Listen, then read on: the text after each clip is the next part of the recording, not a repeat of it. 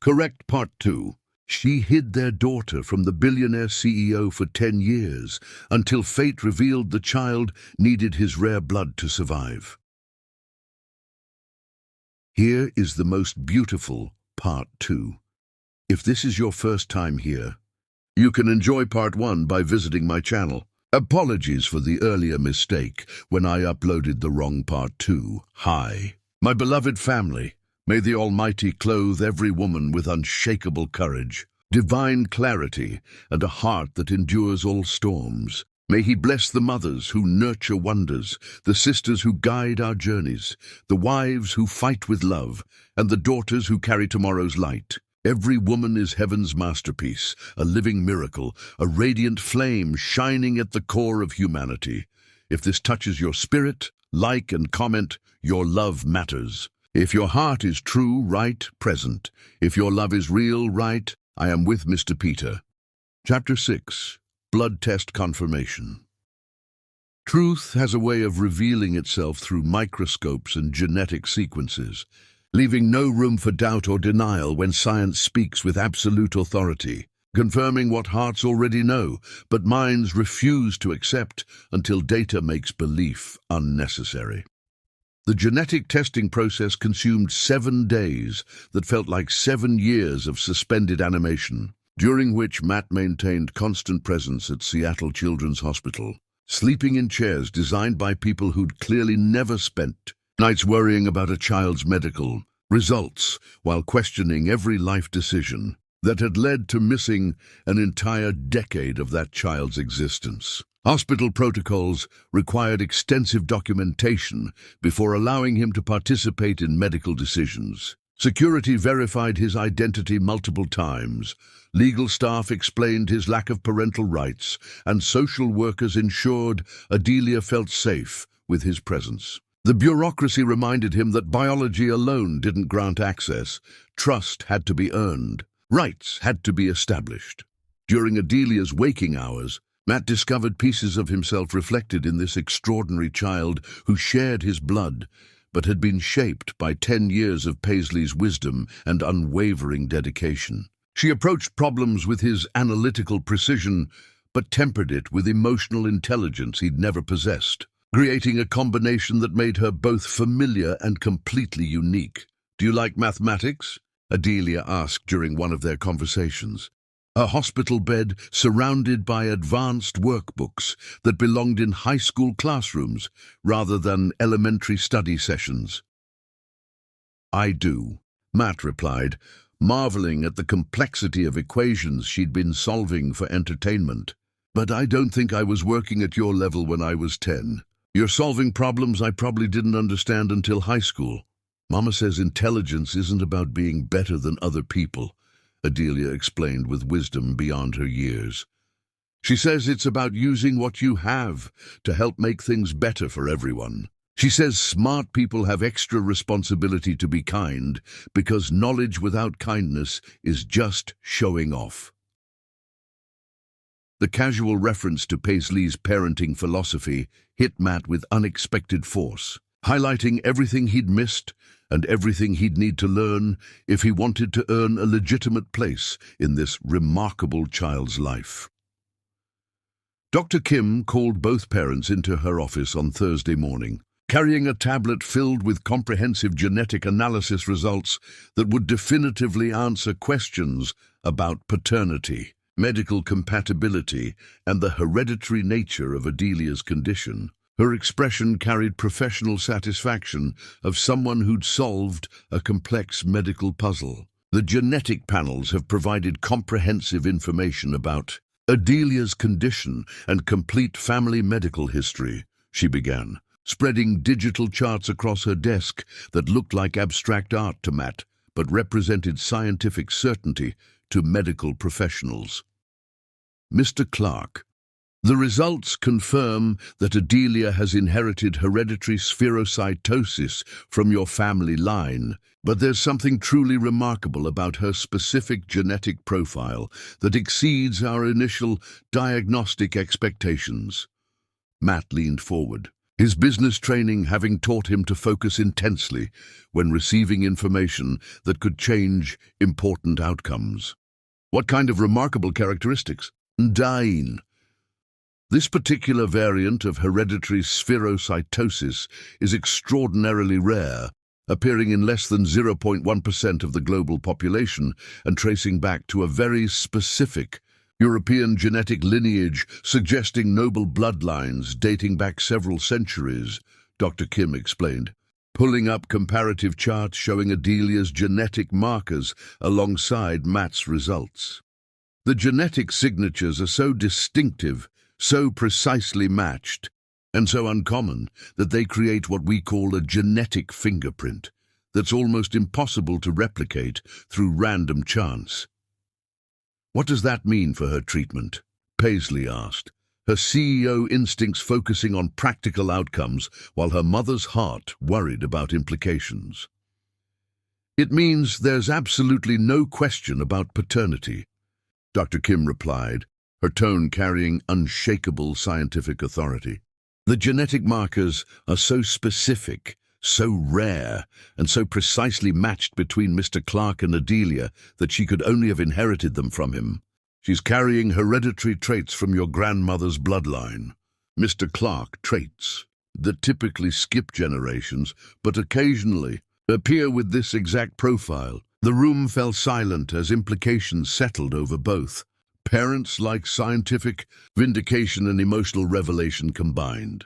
For Matt, it meant any lingering questions about biological connection had been eliminated by data that couldn't be disputed. For Paislee, it meant the tiny part of her heart that had wondered about paternity questions could finally rest. But there's significantly more information affecting her treatment protocol, Dr. Kim continued, scrolling to additional results that had required specialized analysis. Mr. Clarke, you're not just a compatible donor for Adelia's treatment. You're the perfect donor. Your blood compatibility is so precise, your genetic markers so aligned with hers, that it's almost as if her immune system was specifically designed to accept medical interventions from you. Matt stared at the genetic charts without really seeing technical details, his mind struggling to process the magnitude of what he was learning about biological connections that transcended anything he'd previously understood about family relationships. "She's really mine," he whispered, the words carrying wonder, regret, and overwhelming love in equal proportions, without any doubt whatsoever.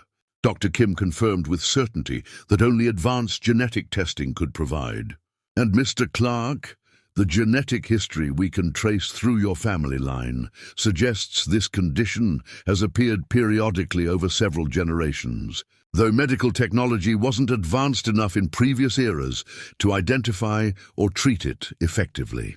Paislee watched, Matt's face transform as full reality settled over him, not just that Adelia was unquestionably his daughter, but that science had provided proof so definitive that no one could ever question their connection or suggest medical intervention was unnecessary. The careful walls she'd built around her heart began developing hairline cracks as she witnessed genuine wonder and overwhelming love replace shocked confusion, demonstrating emotions that suggested profound character development since their relationship had ended so painfully.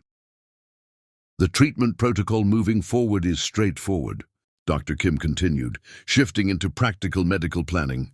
"We'll schedule the initial transfusion within the next few days, followed by ongoing monitoring to ensure Adelia's system responds properly.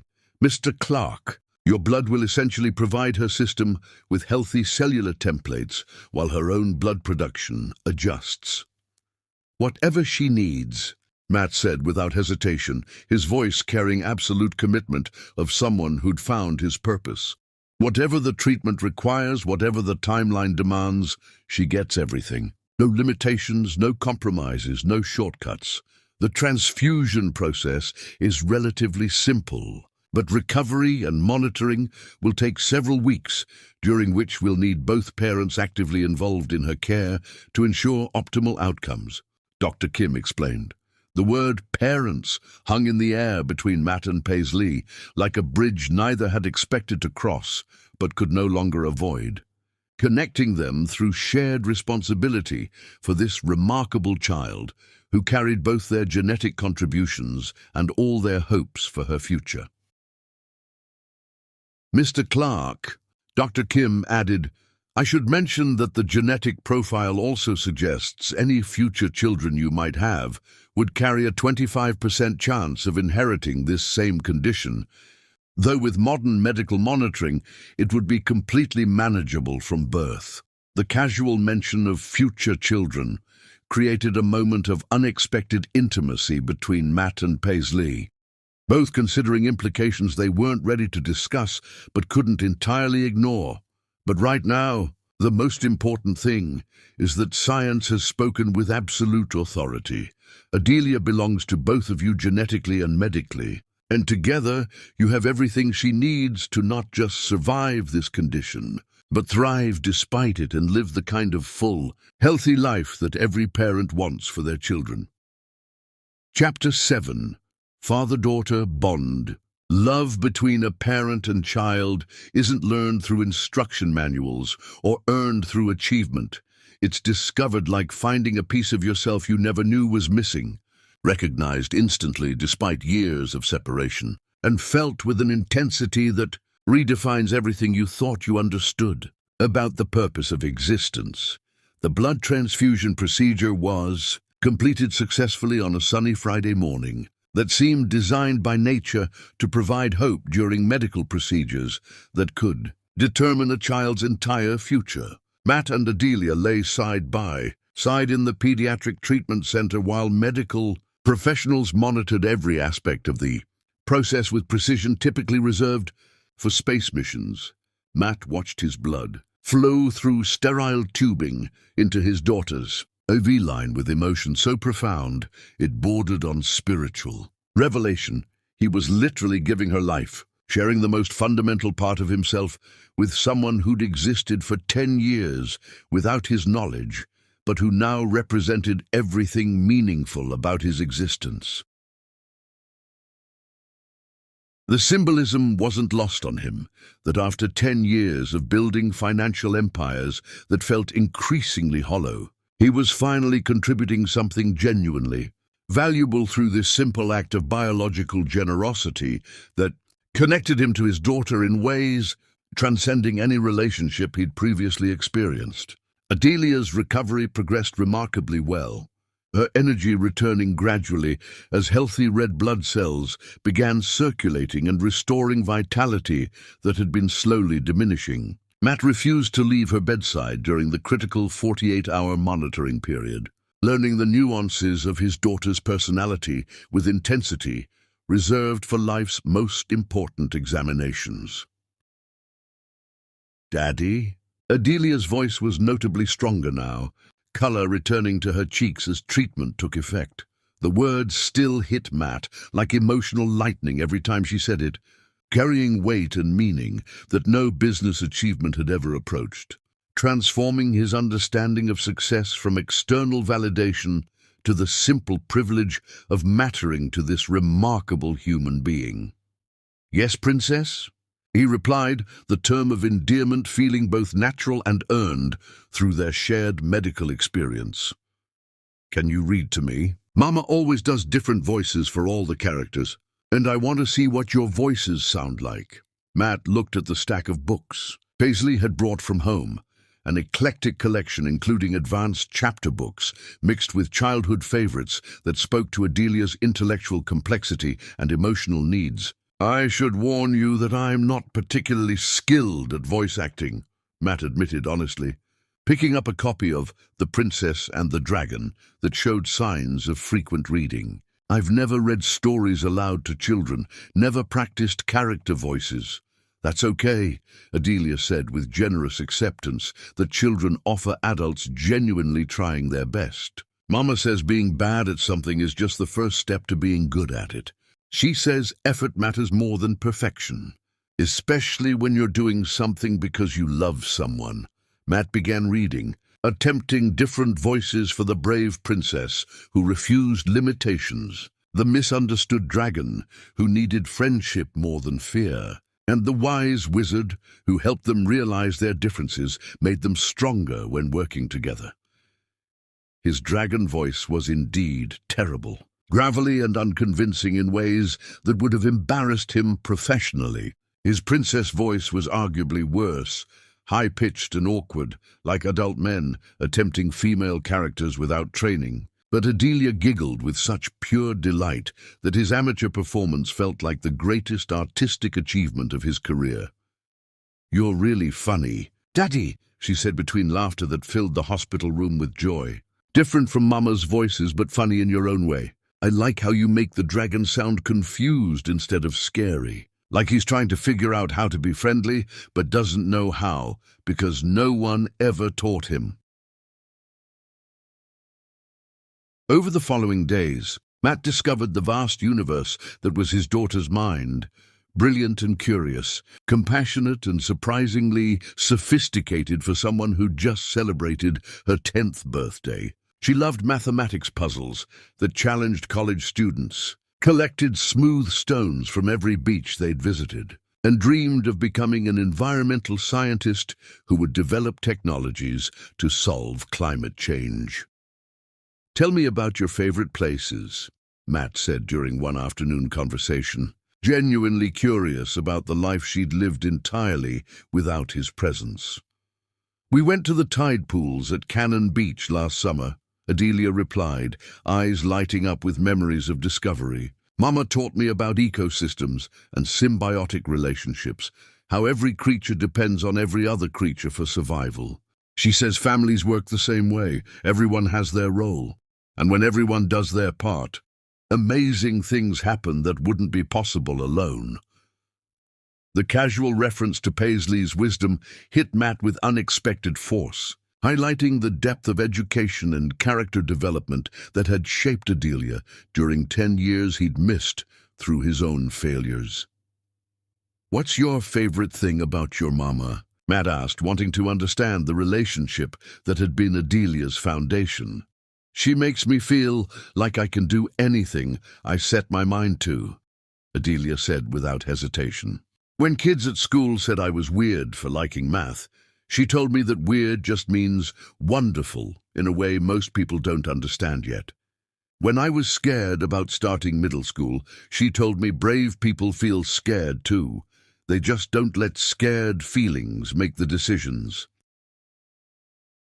The wisdom Paislee had instilled humbled Matt completely. She'd raised someone who possessed intellectual gifts without arrogance, confidence without condescension, and strength without hardness.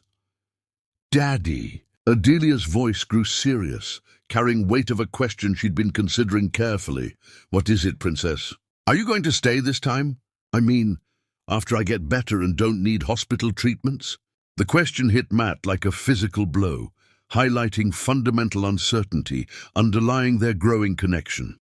This child had no reason to trust that adults would keep promises, no foundation for believing fathers stayed when things got difficult. "I'm never leaving again," Matt said, his voice carrying absolute conviction. "I missed the first 10 years of your life because I was young and stupid and scared. But I'm not that person anymore, and I'm never walking away from you again. Promise?" Adelia asked, her voice carrying weight of someone who'd learned adult promises weren't always reliable. "I promise," Matt replied, understanding this commitment was more binding than any business contract he'd ever signed. "Good," Adelia said with satisfaction, then shifted to lighter topics. "Can we play cards? Mama taught me poker, but she says I can't play for money until I understand risk assessment better." Matt laughed, delighted by another aspect of Paislee's unconventional but brilliant parenting. "Your mama taught you poker?" She said understanding probability and reading people's expressions are important life skills that will help me in everything from business negotiations to personal relationships. Adelia explained matter-of-factly. "She also taught me that sometimes the best strategy is letting other people think you don't know what you're doing." Your mama is absolutely right about that, Matt agreed. Dealing cards, while marveling at the practical wisdom Paislee had shared through games that built character while providing entertainment. As they played and discussed everything from marine biology to space exploration, Matt realized he wasn't just learning about Adelia. He was learning about the kind of father he wanted to become and the kind of man he needed to be to deserve a place in this remarkable family. But the most important lesson was still to come, one that would challenge everything he thought he knew about love, family, and the courage required to fight for both when external forces threatened to destroy the fragile connections they were building together. Chapter 8. Broken Engagement. Sometimes the greatest revelations come not from what we choose to embrace, but from what we finally find the courage to reject. And sometimes the most important battles are fought not for what we want, but against what we refuse to accept as the definition of our lives. Matt was carefully feeding Adelia ice chips while she recovered from her latest treatment when his fiancée, Natalie, swept into the hospital room like a designer hurricane wrapped in fury and expensive cashmere, her presence immediately transforming the peaceful atmosphere into something charged with tension and the kind of emotional violence that privileged people often mistake for passion. She appeared exactly as she always did, perfectly styled blonde hair shaped by colorists who charged more than most people's salaries, flawless makeup applied by professionals who worked with celebrities, wearing clothes that represented small nations' GDP, but her expression carried rage that luxury couldn't disguise. Natalie Sterling represented everything Matt's social circle considered appropriate: trust fund aristocracy dating back generations, connections to political families appearing regularly in society pages, and genetic lottery victory that produced features used to define beauty standards. She possessed an MBA from Wharton, spoke 3 languages fluently, and could navigate complex social situations with diplomatic skills, honed through private education designed to create wives for powerful men. "So this is where you've been hiding for the past week," Natalie announced, her voice sharp enough to cut diamond. "4 board meetings, Matt. 4 meetings where your partner had to make excuses while billion-dollar deals hung in the balance because you couldn't fulfill professional obligations." Adelia immediately shrank back against her pillows, her instinctive response to aggressive energy speaking to the gentle environment Paislee had created during 10 years of careful parenting, prioritizing emotional safety alongside intellectual development. Matt's protective instincts flared instantly, positioning himself between Natalie and his daughter with fierce determination of someone who discovered what actually mattered and would defend it against any threat. "Natalie, this isn't the appropriate time or place for this conversation," Matt said, his voice carrying a warning she seemed determined to ignore. "When is the right time, then?" Natalie demanded, her gaze shifting to Adelia with cold calculation that evaluated people based purely on usefulness rather than humanity. "When were you planning to explain why you've been ignoring calls from Japanese executives who flew here specifically for merger discussions that could transform Clarke Technologies into a global powerhouse?" The word situation hit Matt like a slap, highlighting the vast chasm between how Natalie viewed his daughter and how he'd come to see this miracle that had transformed his understanding of love and responsibility. "Let me guess the story," Natalie continued, pacing the small room like a predator circling prey. "Old girlfriend crawls out of the woodwork with some convenient sob story and a sick kid, claiming you're the father just when your IPO launches and your trust fund matures. Perfect timing for major financial windfall."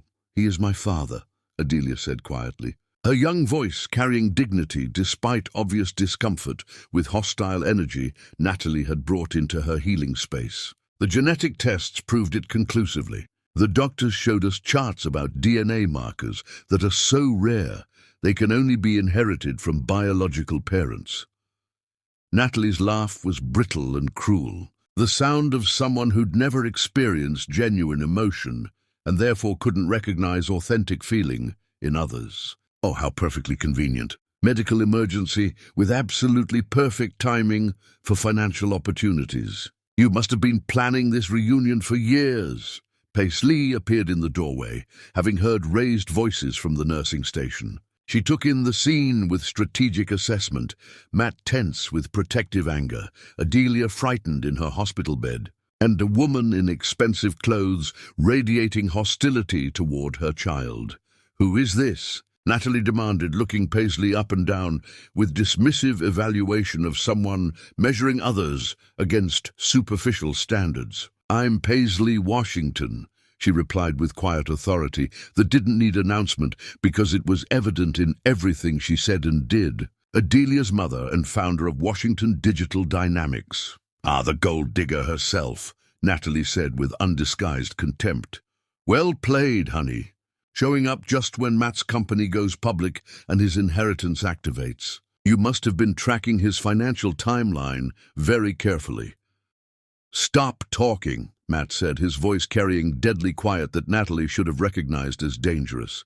"Stop talking right now before you say something that makes this infinitely worse."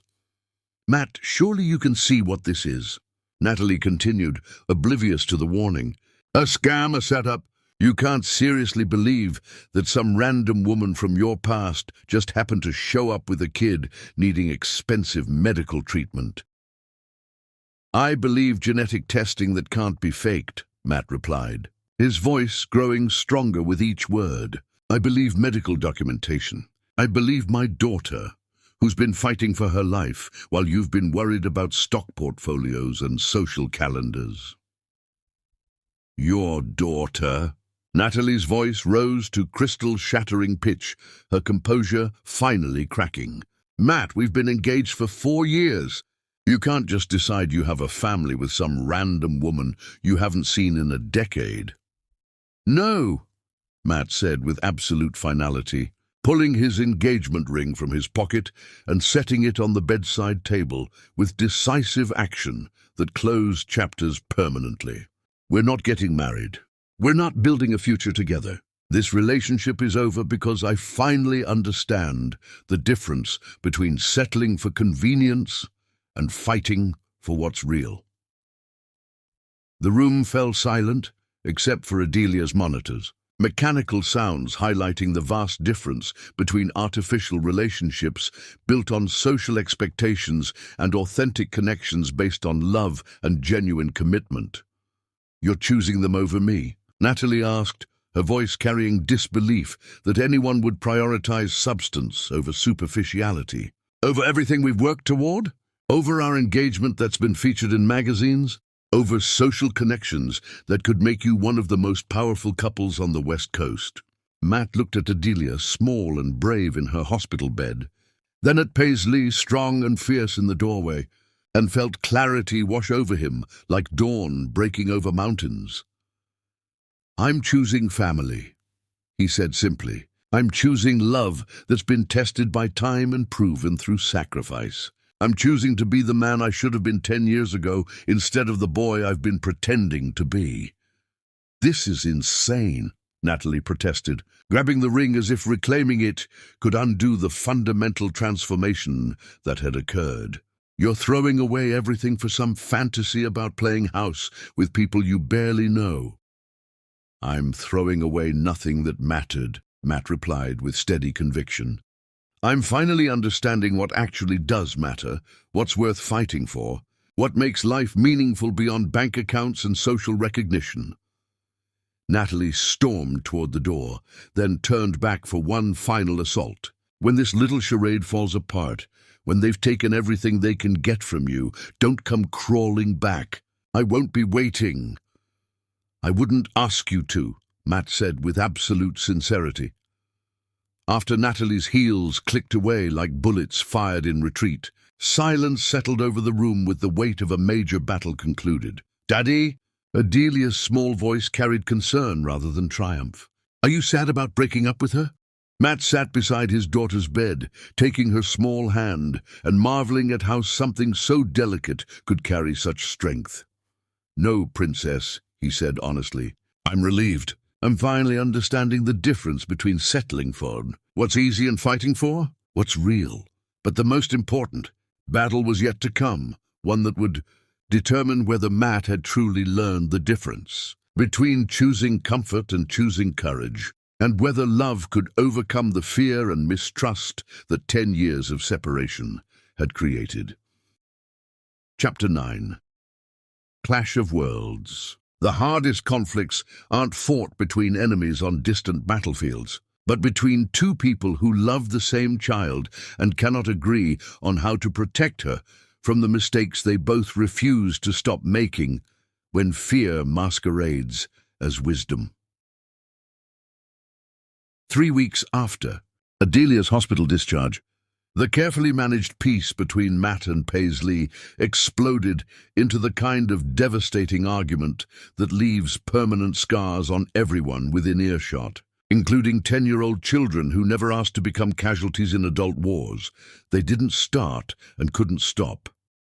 The battlefield was Paislee's living room, where Matt stood like an invading general surveying territory he believed needed conquering, his presence dominating the space that had been carefully designed to reflect 10 years of hard-won independence and success, achieved through sacrifice rather than privilege. "This is completely unacceptable, Paislee," he said, his voice carrying the cold authority that had intimidated Fortune 500 executives and made competitors reconsider strategic decisions. "Adelia is working 3 grade levels ahead in mathematics, reading at college level, and demonstrating analytical capabilities that most graduate students would envy. Keeping her in public school isn't just limiting her potential, it's educational malpractice." The accusation hit Paislee like a physical assault, each word carefully chosen to inflict maximum damage on the confidence she'd built over a decade of single parenthood that had produced a remarkable, well-adjusted, brilliant child who possessed both intellectual gifts and emotional intelligence. "How dare you?" Paislee said, her voice deadly quiet in the way that preceded emotional hurricanes. "How dare you waltz back into our lives after 10 years of absence and start making judgments about choices that have produced a happy, healthy, extraordinary child who loves learning and understands her place in the world." "I'm not making judgments," Matt shot back, his composure cracking to reveal arrogance that wealth had embedded so deeply in his character he couldn't recognize its influence. "I'm stating facts based on objective analysis of her academic performance compared to available opportunities that could accelerate her development instead of forcing her to hide her intelligence among children who can't keep up academically."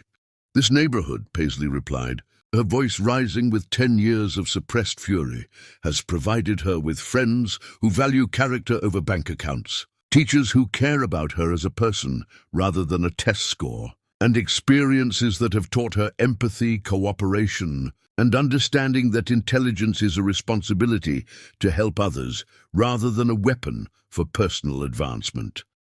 And it's also provided her with educational limitations that will handicap her for life if we don't intervene immediately," Matt countered, his business instincts transforming their discussion into a hostile negotiation where one parent had to win and the other had to lose. St. Catherine's Academy has offered her a full scholarship based on her test scores. Their advanced mathematics program would allow her to complete calculus before she's 13. Their language immersion curriculum would make her fluent in 3 languages by graduation. Their science laboratories are better equipped than most colleges.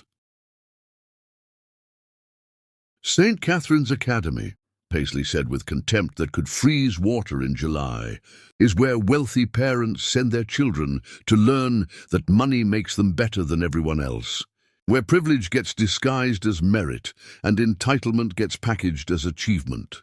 "You're being ridiculous," Matt said dismissively, using the same tone he'd employed 10 years ago when her concerns had been brushed aside as emotional overreactions.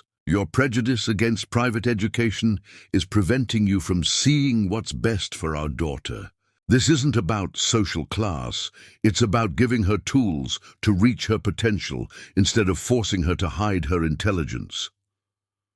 Our daughter, Paislee's voice carried 10 years of accumulated rage. You've been back in her life for exactly 1 month, and now you think you get equal voting rights in decisions that will affect her entire future.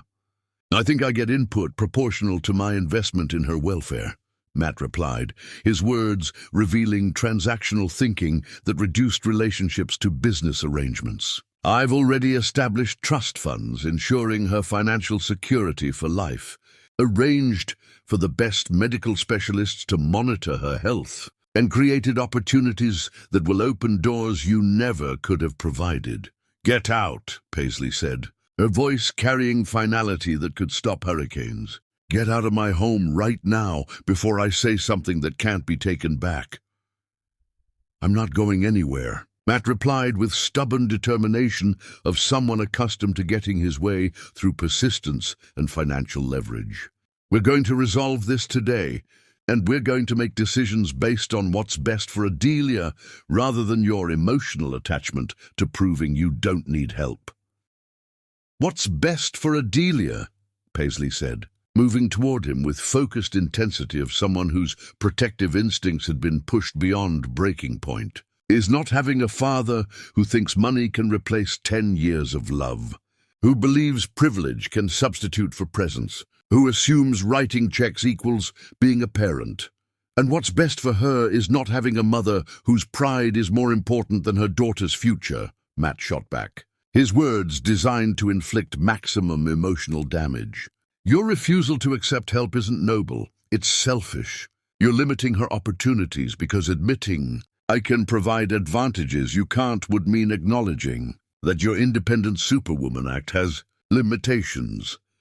The accusation struck at Paislee's deepest fears, suggesting her fierce independence might actually be harming the person she loved most, that her determination to prove self-sufficiency might be preventing her daughter from reaching full potential. My independent superwoman act, she said, her voice shaking with pure rage, built a multi-million-dollar company while raising an extraordinary child who understands kindness, values hard work, and knows that success means more than accumulating wealth and status.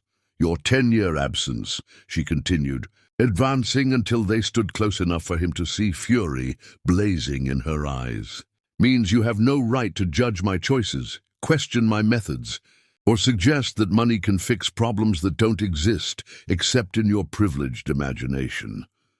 I have every right, Matt said, his voice carrying arrogance of someone who'd never been denied anything he'd demanded. I'm her father, and I won't stand by and watch you limit her future because of emotional baggage and irrational hostility toward advantages that could transform her life. You're a sperm donor who showed up when science made your participation medically necessary. Paislee replied with brutal honesty designed to destroy his growing confidence about parental status. Being a father requires more than genetic contribution and financial resources. It requires presence, sacrifice, and wisdom to understand that a child's happiness is more important than a parent's need to feel useful. The words hit Matt like physical blows because they contained enough truth to penetrate his defensive rationalizations while triggering every insecurity about his belated entry into Adelia's life. At least I'm trying to give her everything she deserves, he said, his voice carrying hurt that made him more dangerous because wounded pride often motivates terrible decisions. At least I'm thinking about her future instead of clinging to the past and refusing to adapt when circumstances change. You're trying to buy your way into relevance, Paislee countered, her words designed to strip away pretenses and expose fundamental selfishness. You're trying to purchase the kind of father-daughter relationship that can only be earned through years of consistent presence and daily choices that prove love through actions rather than bank transfers. They stood facing each other like opposing generals before a Battle that would determine not just victory, but complete destruction of everything they'd tried to build since his return. "This conversation isn't over," Matt said, his voice carrying the kind of threat successful businessmen used when normal tactics failed. "I won't allow your stubbornness to prevent Adelia from receiving the education she needs. If necessary, I'll pursue legal options to ensure she gets opportunities that match her potential." "Are you threatening to take me to court?" Paislee asked, moving toward the door with determined stride of someone whose patience had been exhausted. "I'm stating that I'll use every resource available to ensure my daughter's welfare, regardless of your personal feelings about accepting help from someone you've spent 10 years hating. Then maybe you need to reconsider whether your presence in our lives is beneficial or just another source of stress and conflict that she doesn't need while recovering from a serious medical condition." "Are you threatening to prevent me from seeing her?" Matt asked, his voice carrying disbelief that anyone would dare limit his access to something he'd decided he wanted. "I'm stating facts about consequences. If you can't support our family without trying to control it, if you can't offer help without demanding authority you haven't earned, then maybe the kind of father you're capable of being isn't the kind Adelia actually needs." The threat hung between them like a nuclear weapon, devastating in its implications and impossible to take back once spoken. But some threats, once made, cannot be withdrawn, and some battles, once begun, must be fought to their conclusion, regardless of how much destruction they cause to innocent bystanders who never asked to become casualties. In wars between adults who should have learned how to love instead of how to win. Chapter 10. The Child's Wish. Sometimes the smallest voices carry the greatest wisdom, and sometimes the most profound truths come from children who haven't yet learned that adults think love should be complicated instead of simple. The silence that followed their devastating argument stretched for 3 days, like a ceasefire between armies too exhausted to continue fighting but too proud to negotiate peace, terms that might require admitting mistakes or acknowledging opposing perspectives. Matt had left with threats echoing in the air, promises to pursue legal options that would force educational decisions regardless of Paislee's preferences, and wounded pride that made reconciliation seem impossible.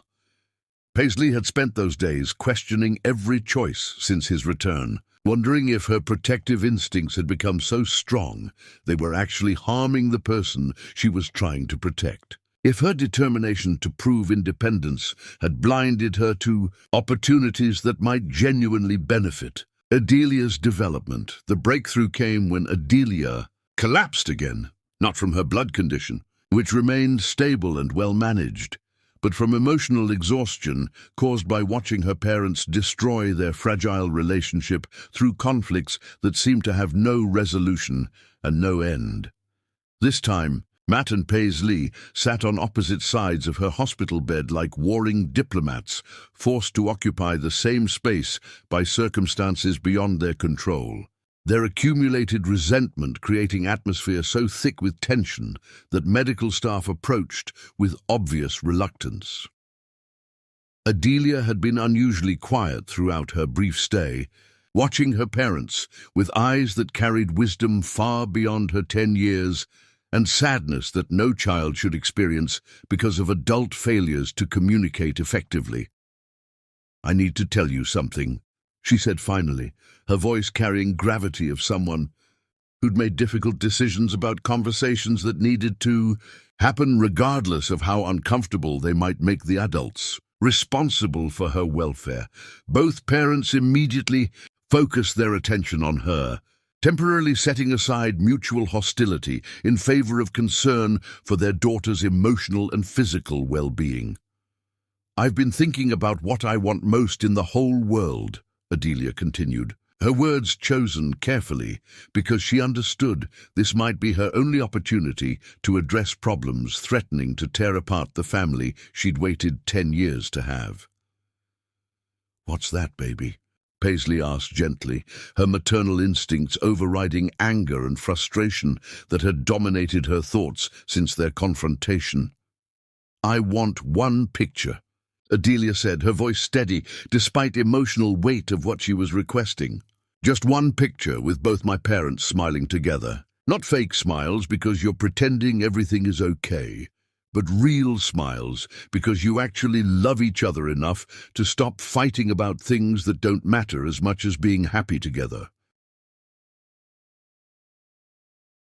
The simple request hit both adults like emotional lightning, illuminating truths they'd been avoiding and highlighting fundamental selfishness underlying their conflict, which had prioritized individual perspectives over shared responsibility to create stable, loving environment for the remarkable child they both claimed to want to protect. "So I can keep it forever," Adelia continued, tears beginning to slide down her cheeks as unspoken fears finally found expression. "In case something happens to me again, or in case Daddy decides he can't love us enough to stay, or in case Mama decides she can't trust him enough to let him be part of our family for real instead of just pretending until the next fight makes everything fall apart."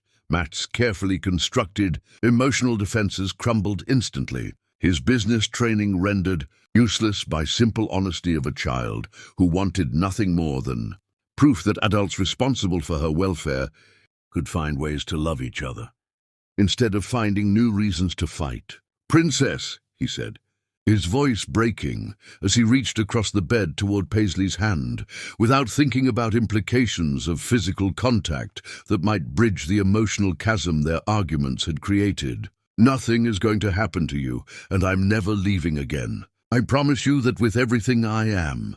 But you and Mama keep fighting," Adelia observed with directness only children possess when addressing adult hypocrisy. "You say you love me, but you can't love each other enough to stop saying mean things that make everyone sad and scared about whether our family is real or just pretend until someone gets angry enough to break it apart." Paislee felt her own tears starting as the magnitude of their failure became impossible to ignore. Their daughter needed them to be partners rather than opponents, needed proof that love could overcome pride and fear and stubborn determination to be right that had replaced shared commitment to her happiness. "Your mama and I have been scared," Matt admitted with honesty that surprised everyone, including himself. "Scared of making mistakes that might hurt you.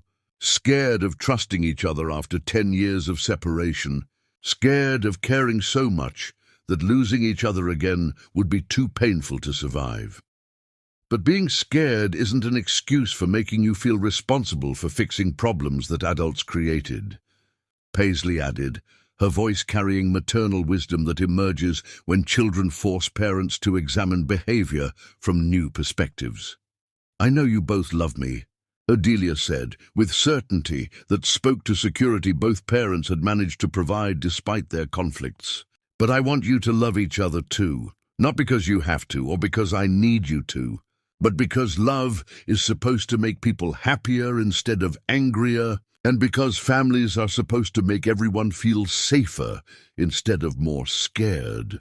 The wisdom in her words created absolute silence that felt like the pause between lightning and thunder, where transformation becomes possible if people are brave enough to choose change over comfortable familiarity of old patterns. "Can we try?" Matt asked, looking directly at Paislee for the first time since their argument. His question carrying vulnerability instead of demands, hope instead of ultimatums. "Can we try to be the kind of family Adelia deserves, instead of the kind of parents our own fears and pride keep forcing us to be?" "Yes," Paislee whispered, her voice carrying a decade of suppressed hope and the beginning of trust that maybe they could find ways to love their daughter more than they feared being hurt by each other. The hospital photographer who captured their family portrait said she'd never seen people smile with such relief and joy simultaneously, as if they'd all been holding their breath for years and finally felt safe enough to exhale completely. 6 months later, they'd learned to navigate disagreements without creating wars, to honor different perspectives without demanding victory, and to prioritize Adelia's actual needs over theoretical debates about educational philosophy that had seemed crucial but proved much less important than simple kindness and mutual respect. Matt had moved closer, but not too close, learned to cook meals Adelia actually enjoyed, and discovered that being present mattered more than being perfect, that consistent love trumped expensive gestures every time. They weren't romantic partners yet. Healing takes time, and trust grows slowly after being broken. But they'd become something better, real partners in raising a child who'd taught them that the best families aren't built on perfection, but on forgiveness, second chances, and the willingness to choose love over pride when children show adults what actually matters most. On Adelia's 11th birthday, surrounded by friends who'd learned to include both parents in celebrations, she made a wish and smiled mysteriously when asked to share it. Some wishes are too good to say out loud, she explained with wisdom that consistently amazed the adults in her life. But I can tell you they came true better than I ever imagined possible. The end. The strongest families aren't built on perfection. They're built on the courage to choose love over fear, forgiveness over pride, and each other over everything else that seems important until children remind adults what really matters.